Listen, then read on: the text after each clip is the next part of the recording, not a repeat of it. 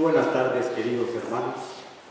Sean todos bienvenidos en esta tarde soleada que nuestro Padre Dios nos da.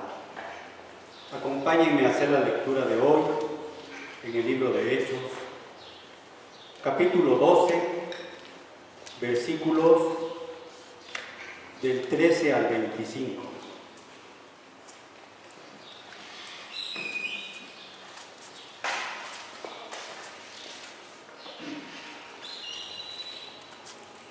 Cuando llamó Pedro a la puerta del patio, salió a escuchar una muchacha llamada Rode.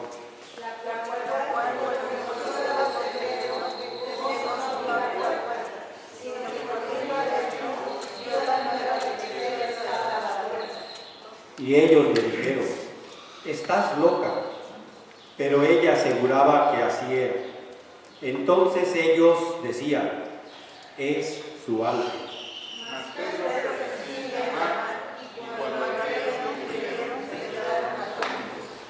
Pero él, haciéndoles con la mano señal de que callasen, les contó cómo el Señor le había sacado de la cárcel y dijo: «Haced saber esto a Jacobo y a los hermanos». Y salió y se fue a otro lugar.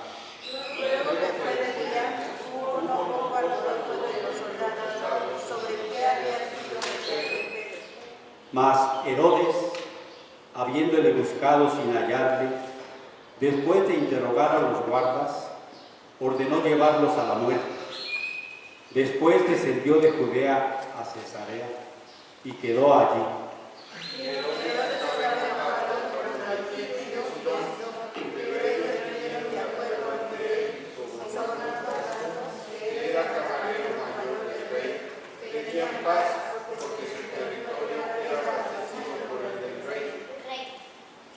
Y un día señalado, Herodes, vestido de ropas reales, se sentó en el tribunal y les arengó.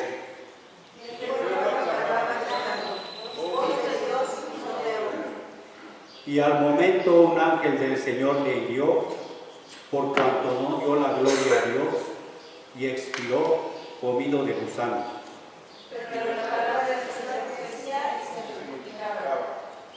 Y Bernabé y Saulo, cumpliendo su servicio, volvieron de Jerusalén, llevando consigo también a Juan, el que tenía por sobrenombre Marcos. Inclinen su rostro para que hagamos una oración. Padre, gracias porque en esta tarde podemos estar reunidos para aprender de tu palabra y ponerla por obra, ponerla en práctica en nuestras vidas, Señor. Gracias por todos los hermanos que están aquí.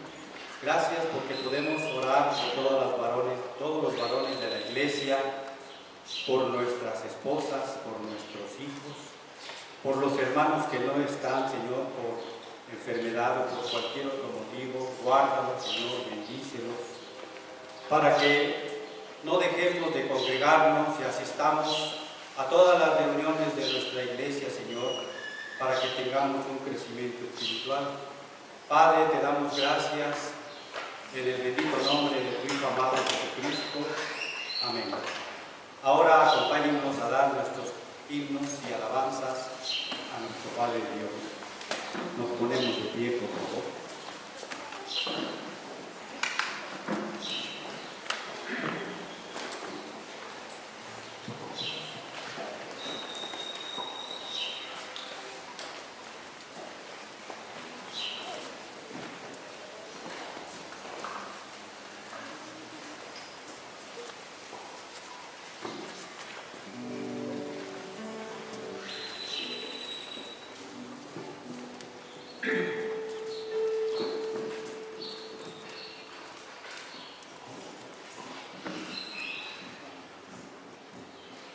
Nuestro primer himno: «Oh, jamás nos cansaremos».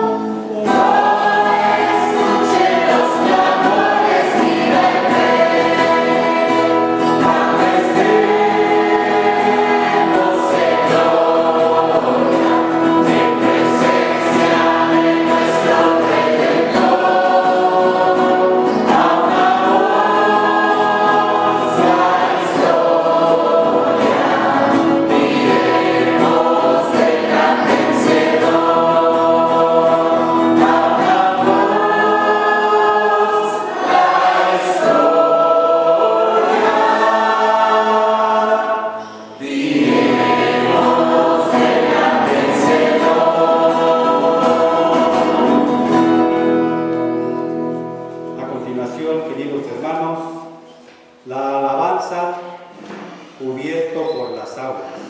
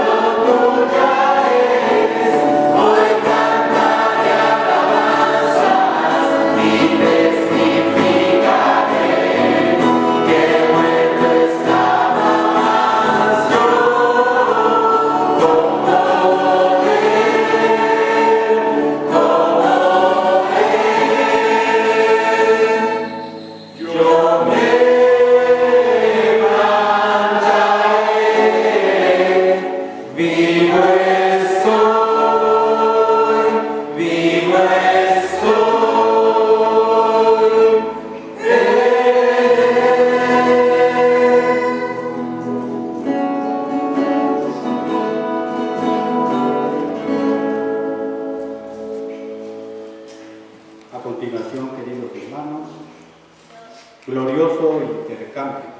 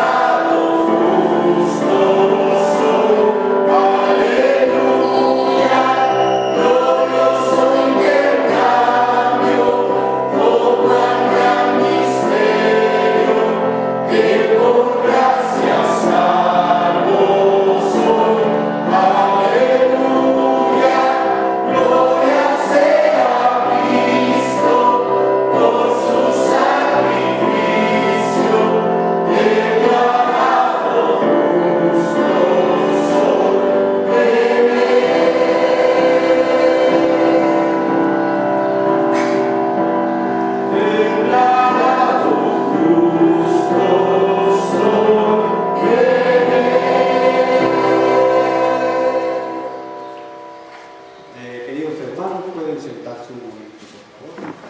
Nuestra siguiente alabanza, oh Señor.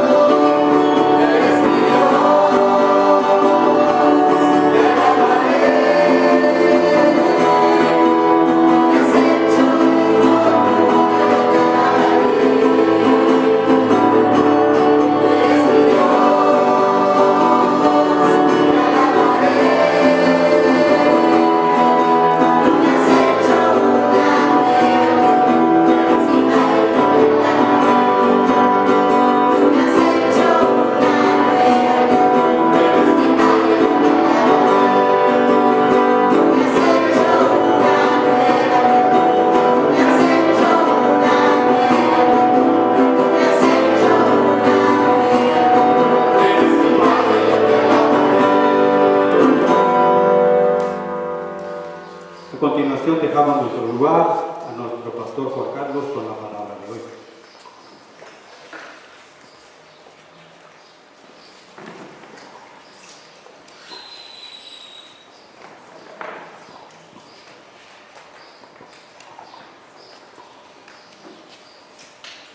Buenas tardes, hermanos, somos todos bienvenidos en el nombre de nuestro Señor Jesucristo. Y como cada domingo que nos reunimos para celebrar las misericordias del Señor que son nuevas cada mañana, pues bueno, en esta tarde estamos aquí para reconocer que Él ha sido generoso con nosotros, ha sido bondadoso, y para darle gracias por todas sus bendiciones. Quisiera que me acompañaran brevemente a Ageo en el capítulo 1. Si está usted ahí en el capítulo 1, escuche, solo quiero leer los versos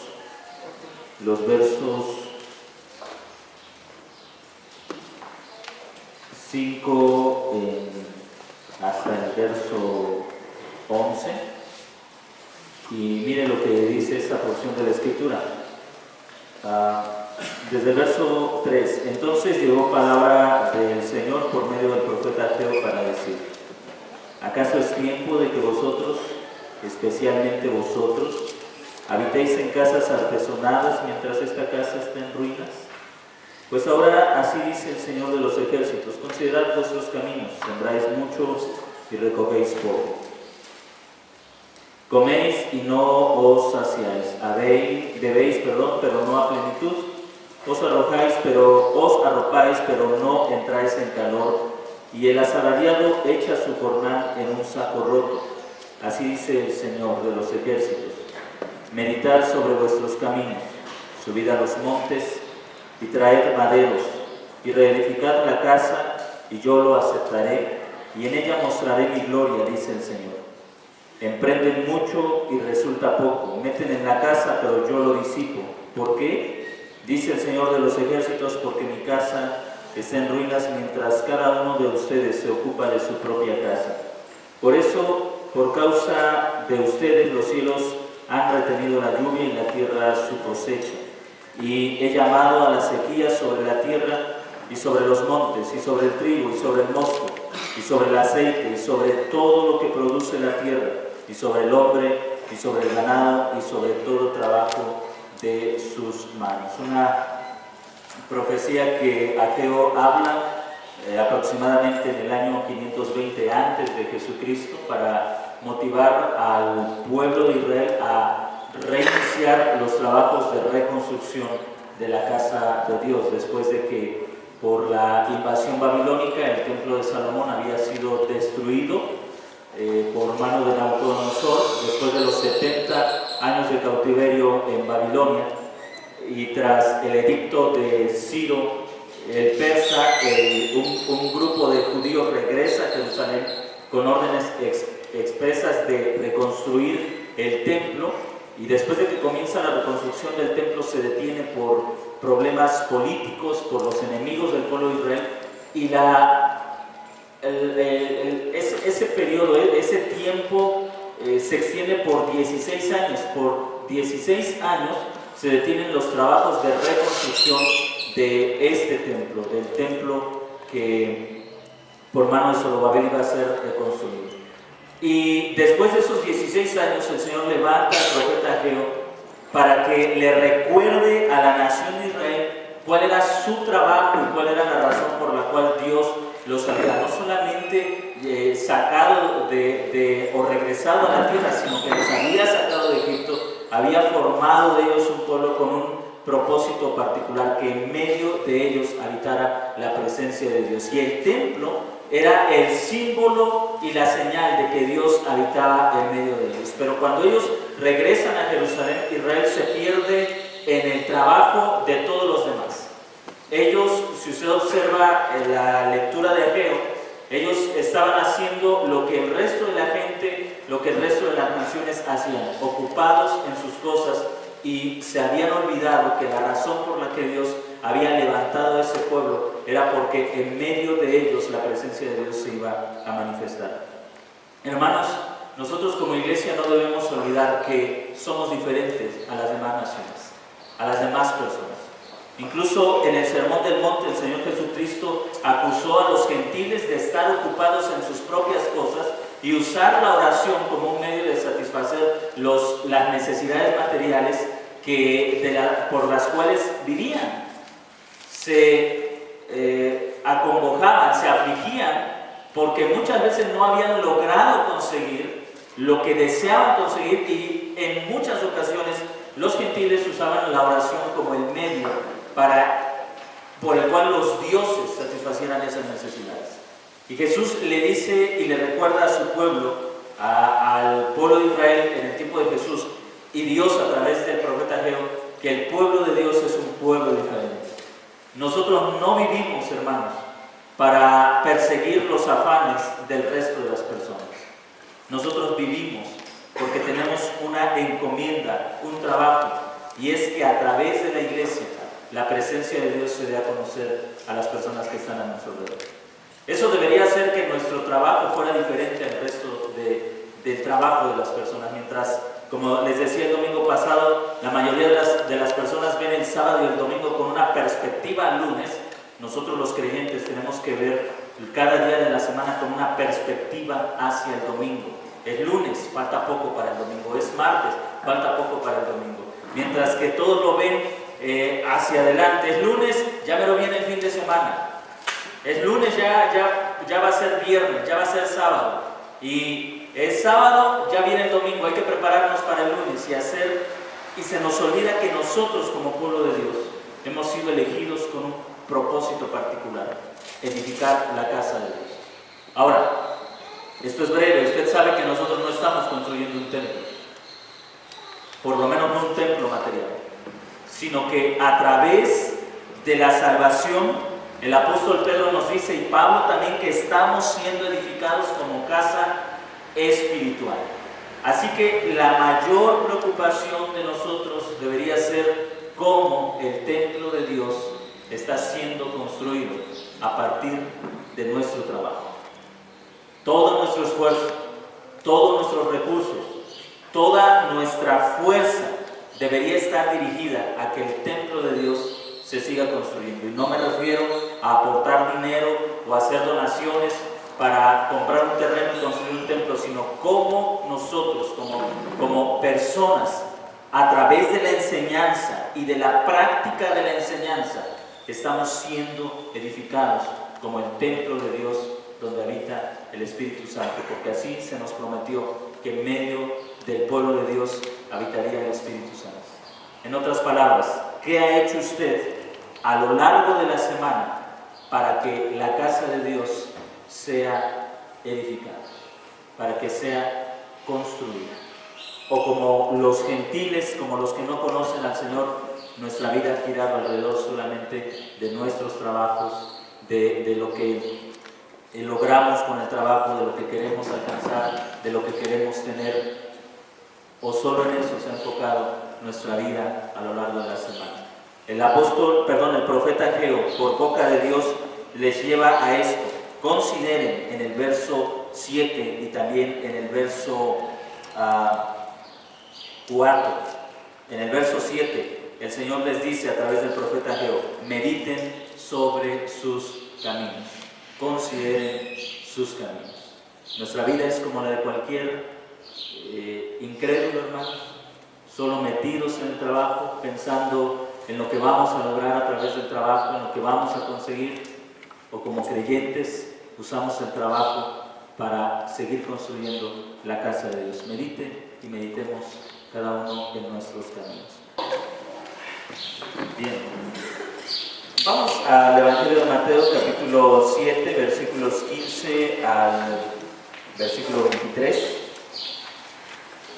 Recuerden que el Señor Jesús, podemos pensar que a partir del capítulo 7 Jesús comienza a aplicar algunas conclusiones de lo que Él ha estado enseñando. Empieza a concluir con la enseñanza que ha estado dando, y en el verso 12 Jesús, del capítulo 7 del Evangelio de Mateo, verso 12, el Señor Jesús nos enseña lo que nosotros llamamos la regla de oro. Y el domingo pasado aprendíamos que la regla de oro no es un principio universal aplicable a cada situación o a cada circunstancia, sino que está estrechamente ligado con la enseñanza de Jesucristo.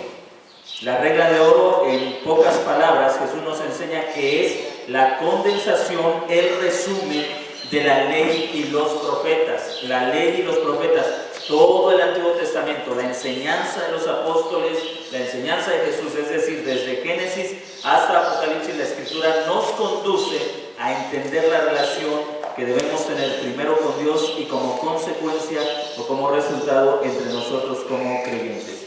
Evangelio de Mateo, capítulo 7, versos 15 al 23. Guardaos de los falsos profetas que vienen a ustedes con vestidos de ovejas, pero por dentro son lobos rapaces.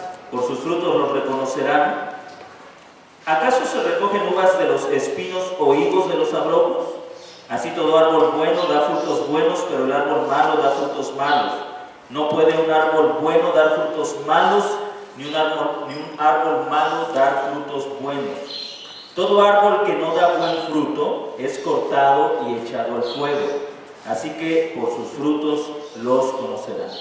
No todo el que me dice Señor, Señor entrará en el reino de los cielos, sino el que hace la voluntad de mi Padre que está en los cielos.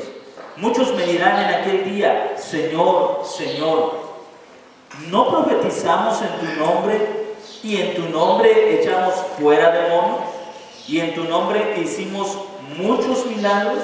Entonces les responderé, nunca os conocí, apártense de mí, hacedores de maldad. Hasta aquí la lectura de la palabra de Dios. Vamos a hacer una breve oración. Padre, gracias por tu palabra. Ella es necesaria para nuestra salud espiritual. Gracias por la iglesia que, escuchando tu voz, se ha congregado, porque estamos conscientes de la necesidad que tenemos de ti. Ahora solo esperamos que tu palabra, por la operación de tu Espíritu Santo, alumbre nuestro entendimiento, Padre. Gracias, en el nombre de nuestro Señor y Salvador Jesús. Amén.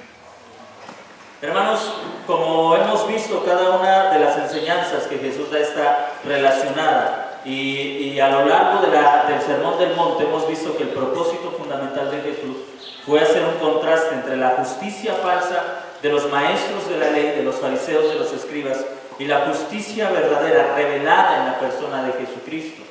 Ahora, en el verso 12, el Señor Jesucristo lleva a comprender la esencia de la enseñanza que Él mismo está dando.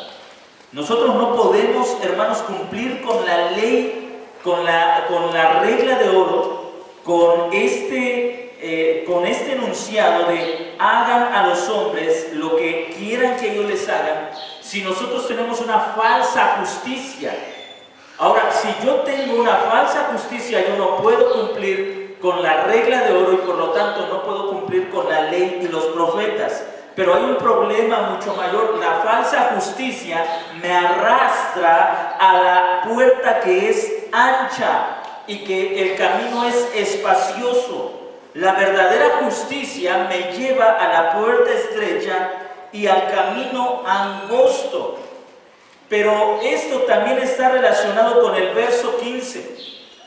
El encontrar la puerta, en otras palabras, el cumplir la regla de oro, es decir, cumplir la ley y los profetas, y entrar por la puerta estrecha y andar por el camino angosto, será siempre el resultado del tipo de enseñanza que esté siguiendo. Por eso es que Jesús advierte inmediatamente, cuídense de los falsos profetas.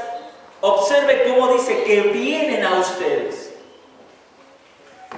La idea es que están presentes o que están en medio de ustedes, que están viniendo a ustedes. Jesús no dice cuídense de los falsos profetas que vendrán a ustedes, sino Jesús asume que ya había falsos profetas en medio del pueblo. Por eso, hermanos, si quiero cumplir la ley y los profetas, es decir, si quiero cumplir la regla de oro, y si quiero entrar y andar por el camino estrecho, es necesario que tenga en cuenta esta advertencia.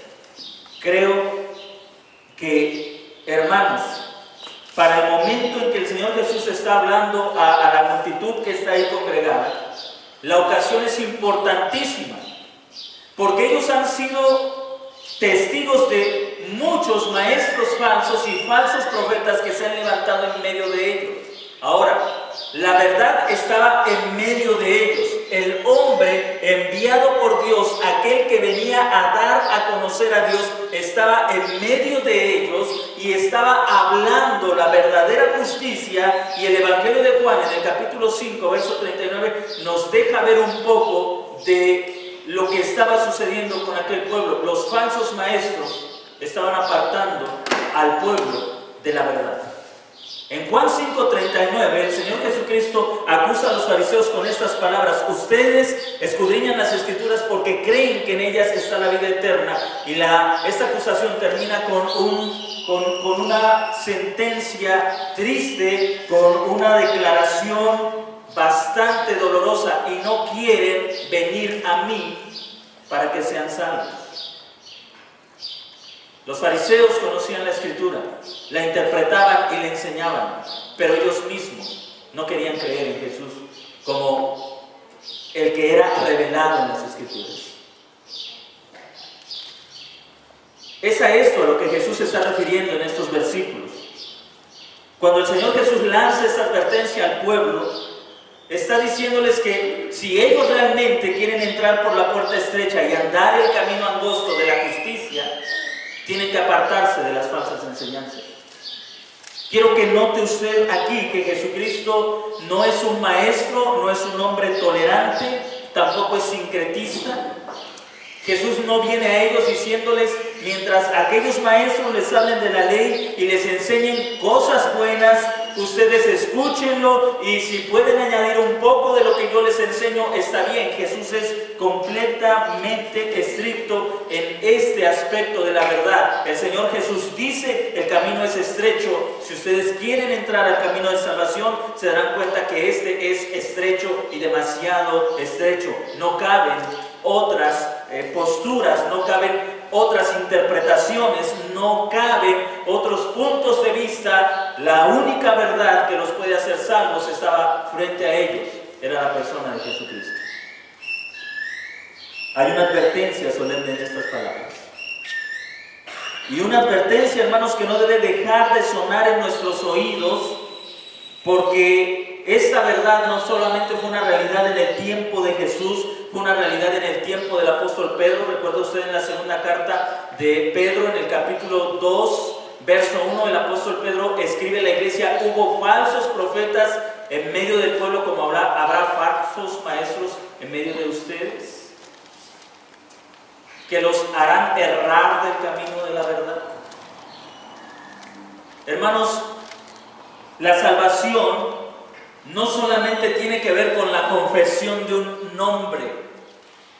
La salvación tiene que ver con el conocimiento de ese hombre y la aceptación de todo lo que él es y todo lo que él enseñó.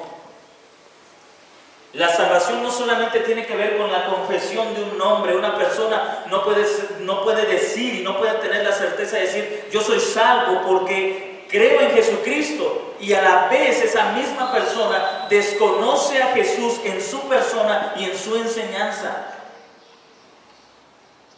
Cualquier persona que dice yo soy salvo porque confieso a Jesucristo, pero le desconoce en cuanto a su persona y a su enseñanza, debe dudar de su salvación. Jesús está advirtiendo a sus discípulos de esto.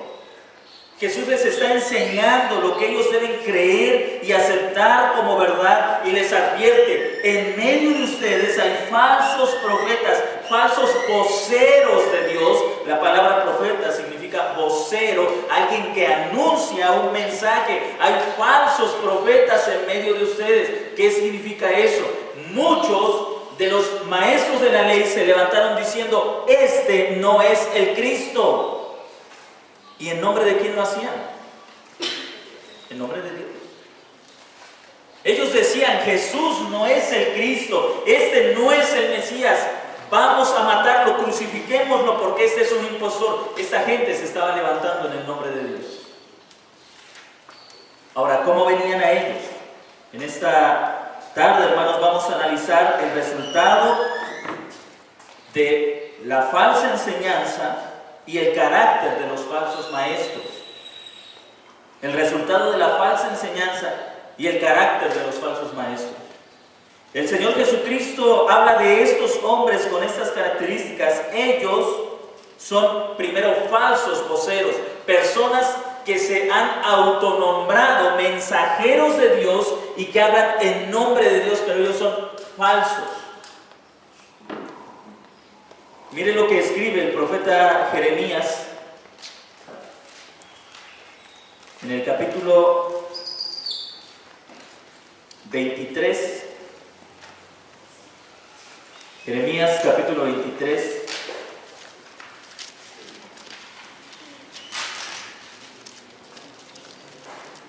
Acerca de los falsos profetas. En el verso 14, Jeremías escribe lo siguiente: entre los profetas de Jerusalén he visto algo horrible, adúlteros y mentirosos que apoyan a los malvados para que nadie se convierta de su maldad.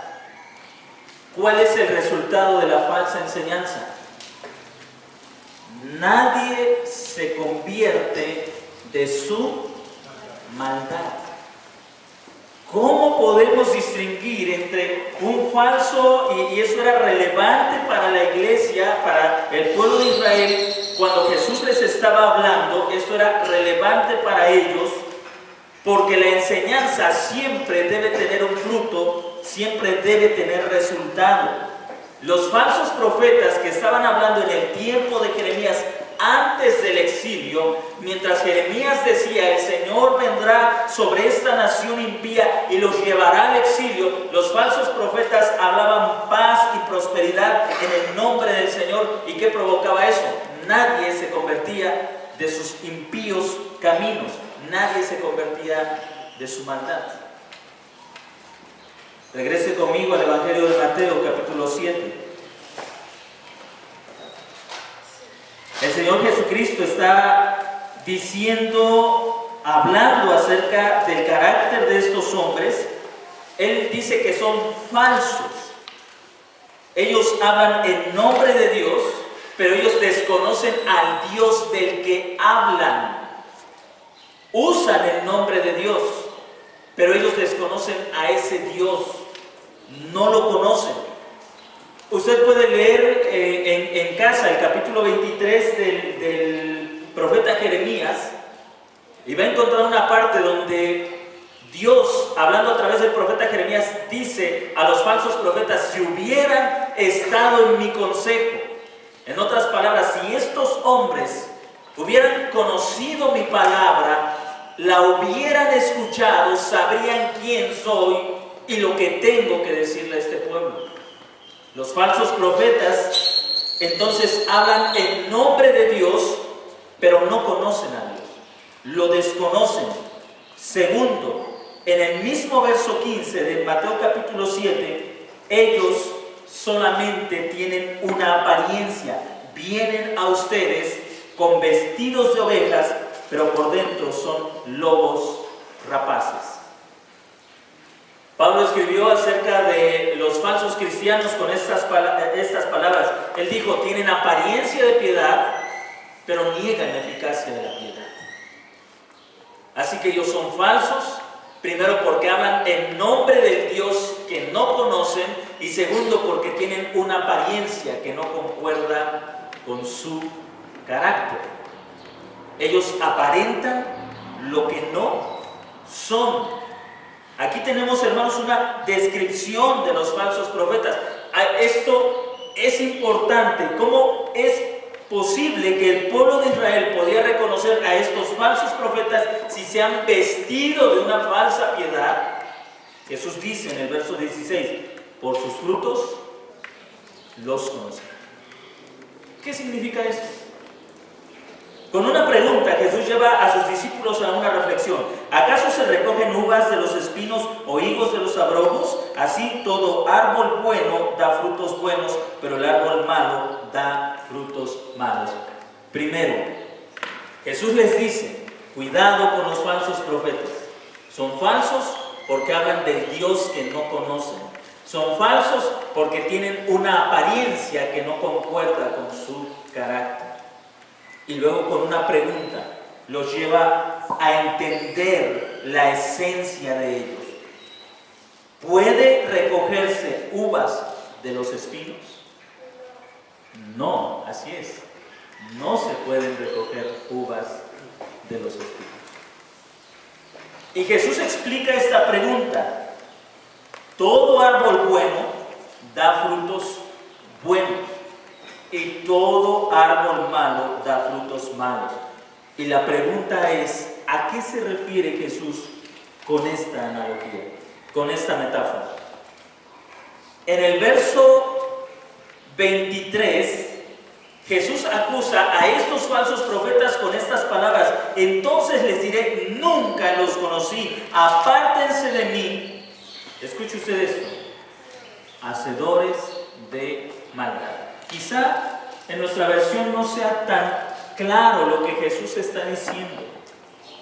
Pero en el texto griego, el texto dice: apártense de mí, hacedores de iniquidad.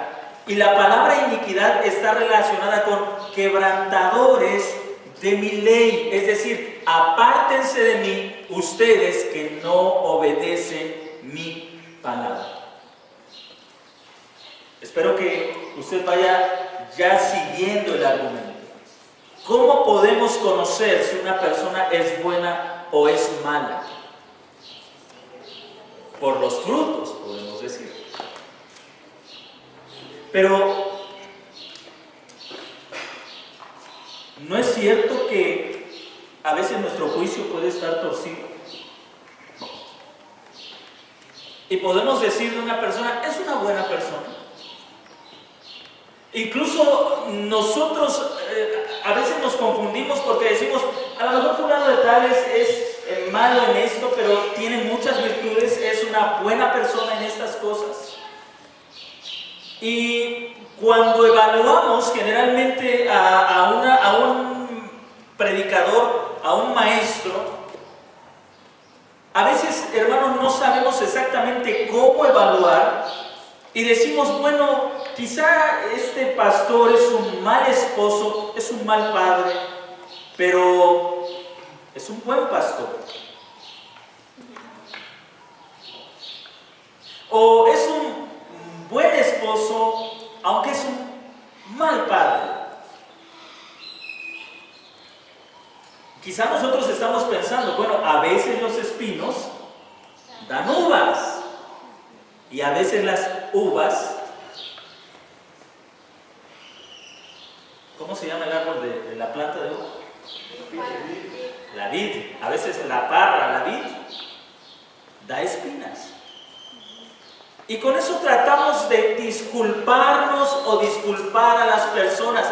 Nadie es perfecto, podemos pensar, pero Jesús va más allá de eso. Yo no quiero que ustedes confundan el aspecto del crecimiento de la santidad en la cual nos encontramos todos despojándonos del pecado. Lo que Jesús está enseñando a sus discípulos es que ellos pueden identificar a los falsos maestros y a los falsos profetas con esto: cuánto es el conocimiento y el apego de esas personas a las Escrituras. Jesús los reprocha con estas palabras: apártense de mí, quebrantadores de mi ley. Ustedes que hablaban en nombre de Dios, pero nunca conocieron mi palabra, nunca conocieron mi ley. No podemos negar que hay gente buena que desconoce la Escritura. ¿No es cierto? Hay buenas personas que desconocen la Biblia. Pero lo que Jesús utilizó para medir el carácter de una persona no fue la bondad natural que puede salir de un corazón pecaminoso, sino fue el apego a las Escrituras. Y en esto, el pueblo de Israel, por lo menos aquella multitud que había escuchado a Jesús, ya tenía una ventaja, porque ahora tenían algo para medir la enseñanza de los fariseos, que era la vida y la enseñanza de Jesús. Tenían la palabra revelada a través de la propia vida de Jesús y de su enseñanza. Estos discípulos podían tomar la enseñanza de los fariseos y compararla con la persona y enseñanza de Jesús, y entonces llegar a una conclusión: ¿realmente son buenos maestros de la ley estos hombres o no lo son? Quiero que usted note, hermanos, que el camino de la salvación depende del conocimiento que tengamos de la palabra de Dios, porque ese es el énfasis que Jesús está haciendo. Si ustedes quieren andar por la puerta estrecha, guárdense de los falsos profetas que hablan en nombre de Dios, que tienen apariencia de piedad, pero que no conocen a Dios ni su palabra. Guárdense de ellos. Ahora, Jesús nos enseña más sobre esto. El árbol bueno da buenos frutos, y aquí nos está hablando de que en la persona que habita la palabra de Dios, ¿cuál será el resultado? Un fruto bueno. ¿Quiénes de ustedes recuerdan el Salmo número 1? Así es. Bienaventurado el varón que no anduvo en consejo de malos, ni estuvo en camino de pecadores, ni en silla de escarnecedores se ha sentado. Ahora, bienaventuradas las personas que evitan enseñanzas de impíos. Pero ahí termina el Salmo 1. Hay un contraste. Sino que en la ley del Señor está su delicia. Ahora, hermanos, esto usted lo tiene que entender. A veces evitamos a personas que tienen una falsa enseñanza, pero nosotros no meditamos en la enseñanza correcta.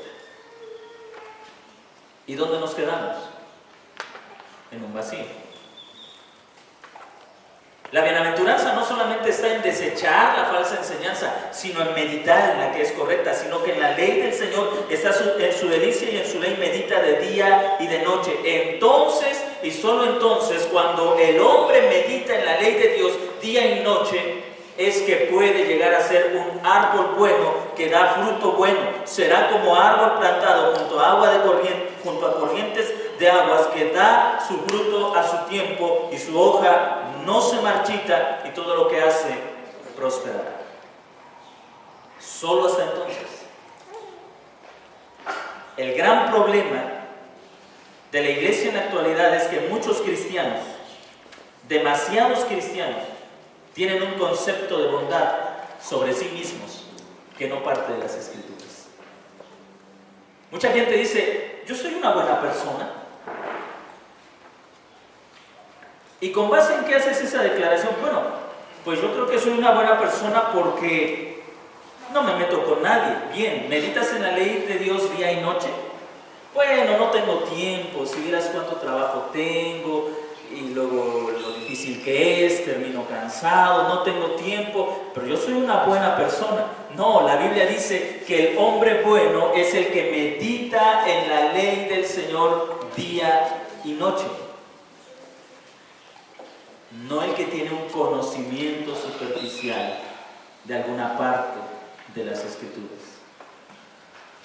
El hombre bueno no es el que a su juicio hace cosas buenas.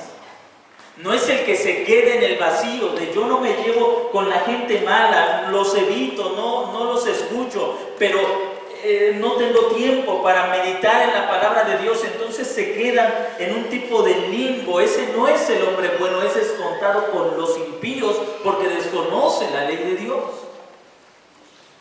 Estos falsos maestros son considerados por Jesús como falsos, no porque no hicieran cosas buenas. De hecho, ustedes pueden leer la vida de los fariseos y eran personas buenas.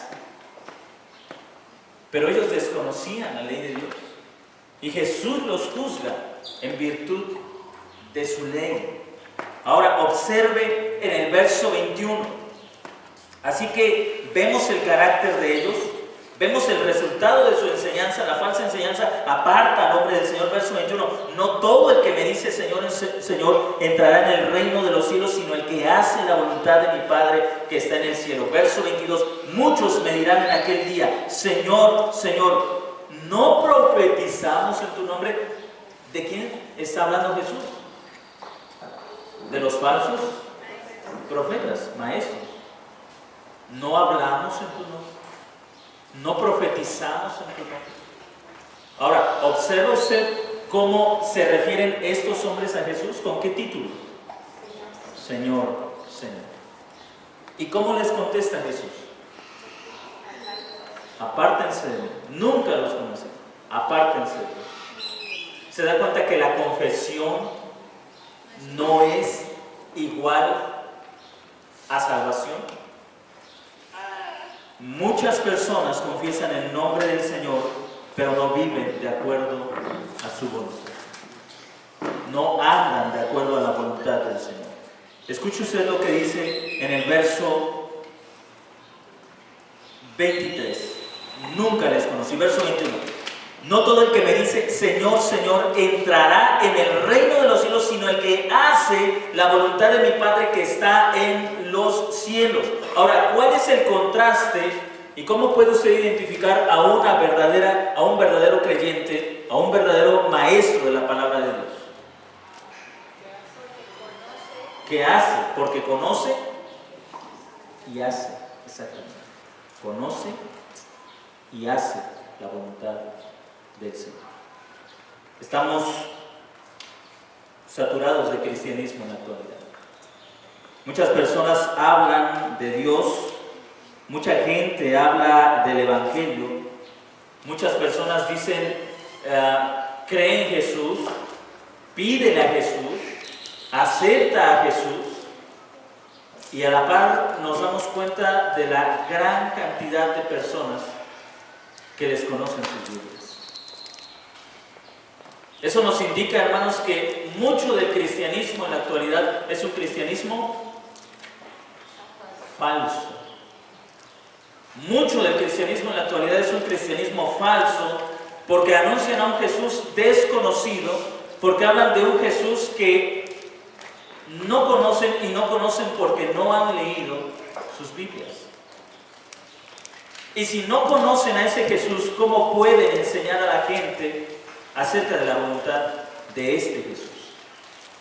Ahora, ¿cómo podemos aplicarlo nosotros? Bien, si usted ha entendido correctamente lo que el Señor Jesús le ha enseñado a sus discípulos, es a distinguir entre la falsa enseñanza y la verdadera enseñanza, entre el falso maestro y el verdadero maestro. ¿Cómo? Usando la Escritura como base para nuestro juicio.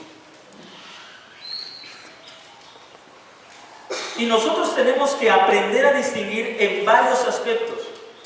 Los maestros que escuchamos, los cantos que oímos, las canciones cristianas que oímos, los mensajes que oímos, los libros que leemos, todo ello tenemos que analizarlo a la luz de la palabra de Dios, porque usted tiene que entender que una falsa enseñanza le va a apartar de la puerta angosta y del camino estrecho. Esto significa que le va a alejar de Dios y de su voluntad.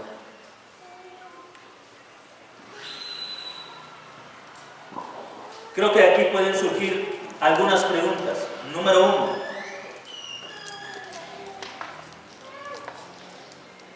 ¿Esta enseñanza me ayuda a conocer mejor a Dios y su voluntad? Número 2. ¿Esta enseñanza produce en mí un fruto de integridad?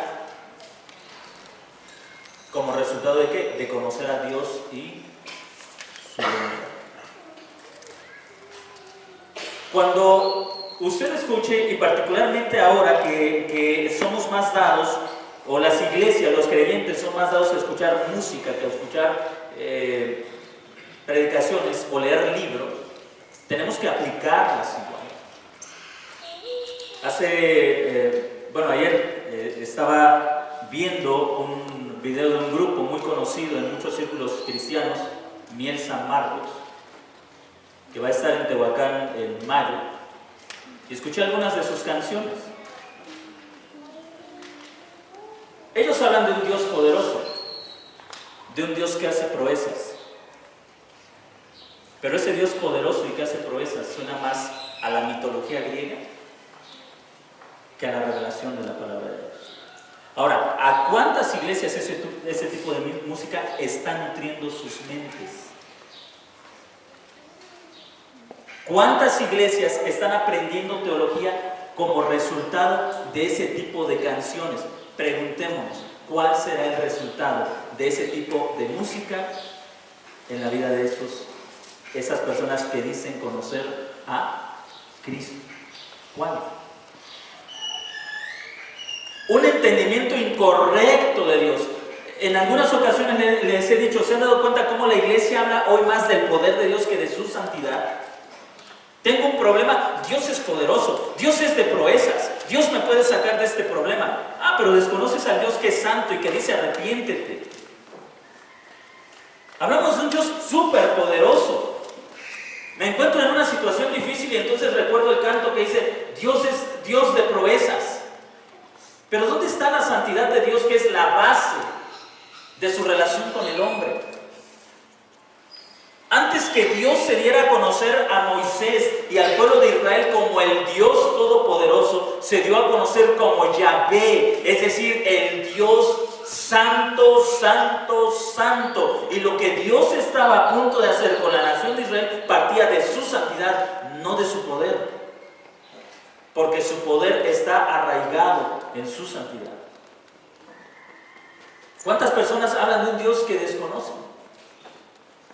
Predican a un Dios que desconocen. Hay mucha gente que al ser influenciada por este tipo de teología y por este tipo de música, llevan a la gente por el camino ancho y espacioso, por la puerta ancha y espaciosa, en lugar de conducirlos a Cristo. Se encuentran con una persona que está en problemas y le predican al Dios poderoso, al Jesús poderoso. Jesús conoce tu problema. Él es poderoso para sacarte de ese problema. Hablan de Jesús, pero no de acuerdo a la palabra de Dios, a la revelación que Él ha dado. Hablan de un poder, pero no de acuerdo al poder que Él ha manifestado en su palabra. Él no es un simple milagrero que le gustaba hacer cosas sorprendentes para que la gente le aplaudiera. De hecho, cuando la gente malentendió sus milagros, en muchas ocasiones Él se negó a hacerlos, cuando se dio cuenta que la gente, en lugar de entender este es el santo Mesías de Dios, entendía otra cosa. ¿Observa usted cómo estas palabras que Jesús habló al pueblo reunido en aquella ocasión siguen teniendo una pertinencia para la iglesia en la actualidad, en la que estamos inundados de falsa música cristiana, de falsos maestros, de falsa enseñanza, de libros que nos apartan del Dios verdadero, que nos alejan del Dios verdadero, del Dios santo?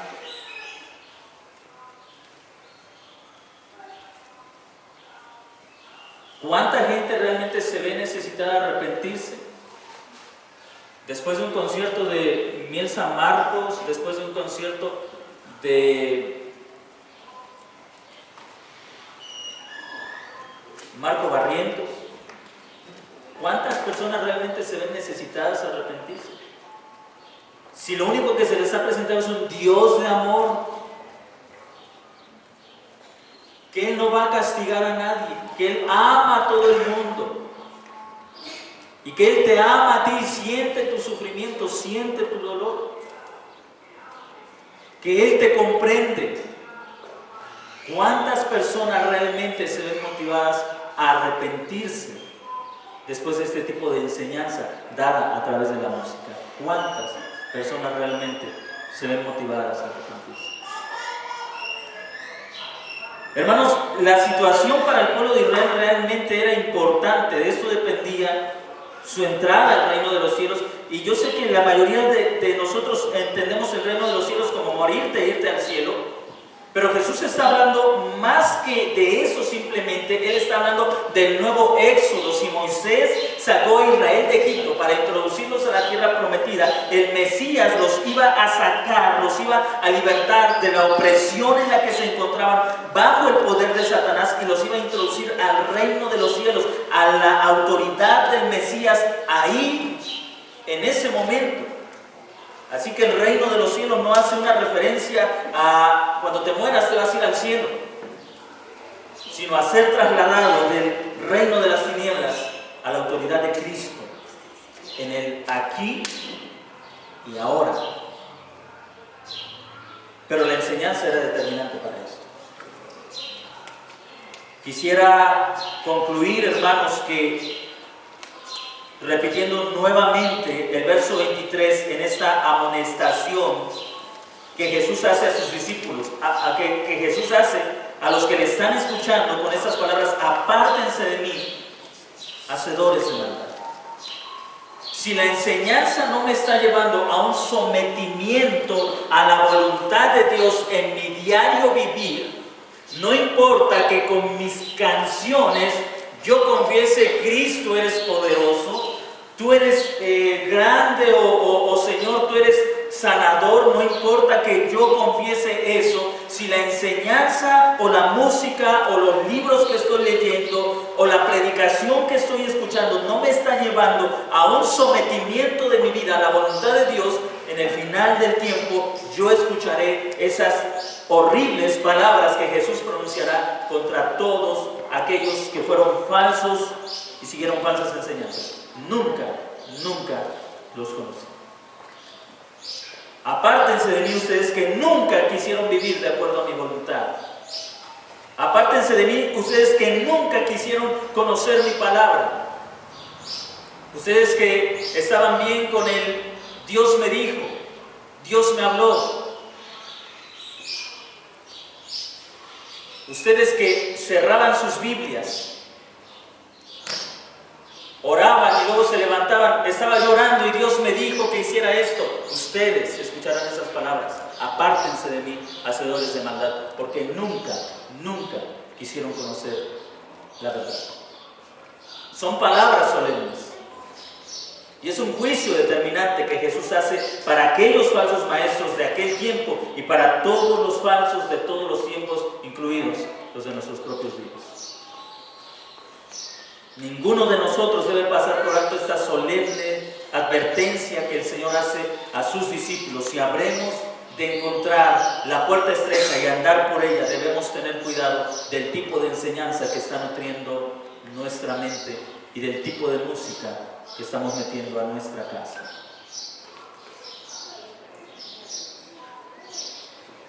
De nada sirve que la iglesia se esfuerce por tener letras bíblicas con buena doctrina y con sana teología si el resto de la semana la iglesia escucha cualquier tipo de música con una pésima teología. De nada sirve, porque te va a influenciar aquello con lo que más tienes contacto. Y si tú vienes a la congregación y escuchas media hora, que es lo más que dura el tiempo de alabanza en la congregación, y si de eso solamente te tocó la mitad del último canto, y el resto de la semana te la pasaste escuchando, dices, es música cristiana. Yo les animo a algo: tomen sus Biblias, lean sus Biblias y luego juzguen si realmente es música cristiana. Conozcan sus Biblias, y una vez que conozcan la mente de Dios, entonces juzguen si realmente es música cristiana.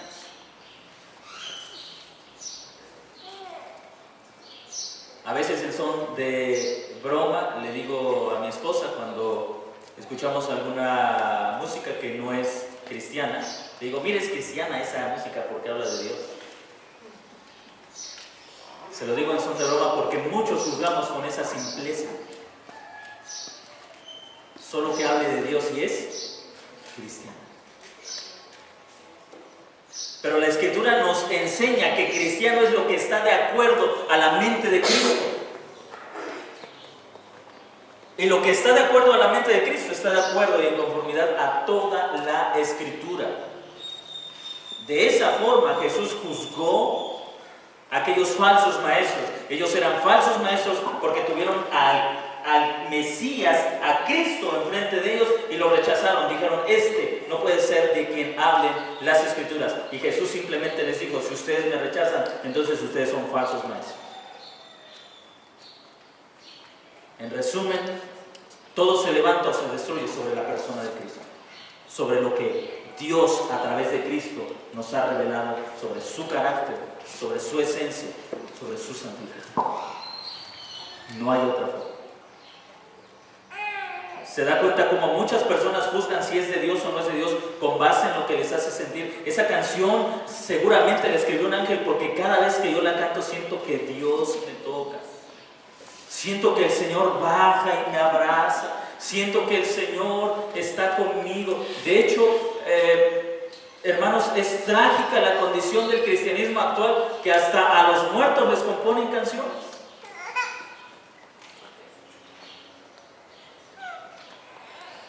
Como una famosa canción del grupo Tercer Cielo, que su mayor esperanza de esta gente es ver a su difunto en el cielo, cuando la mayor esperanza del creyente es ver a Cristo todo lo demás se disipa. Como uno de nuestros cantos dice, cuando estemos en gloria, en presencia de nuestros muertos, ¿verdad? En presencia de nuestra familia que murió en Cristo y ya se nos fue, allá vamos a estar felices porque los vamos a volver a ver. Cuando estemos en gloria, en presencia de nuestro Redentor, a una voz la historia diremos. ¿Cuál historia? La historia de redención. ¿Se da cuenta de la diferencia entre un canto inspirado en las Escrituras y uno inspirado en el emocionalismo? ¿Y cuántos creyentes ahí están cantando en sus funerales esas letras porque piensan que son letras cristianas? ¿Dónde está su esperanza? ¿En qué está fundada su esperanza? Una iglesia que habla de Dios pero desconoce la Escritura. Es una iglesia que tiene una salvación imaginaria, falsa. Y eso es lo triste, que muchos en el último día se darán cuenta trágicamente que siguieron a un Dios imaginario en su ilusión. Que el Señor nos guarde, hermanos, porque sin duda alguna la advertencia de Jesús tenía peso para aquel tiempo y para nosotros hoy también. Si habremos de seguir el camino de la salvación, tenemos que guardarnos de todo aquello que no está de acuerdo a lo que Dios nos ha revelado en su palabra, en la perfecta persona de Jesucristo. Incline su rostro y vamos a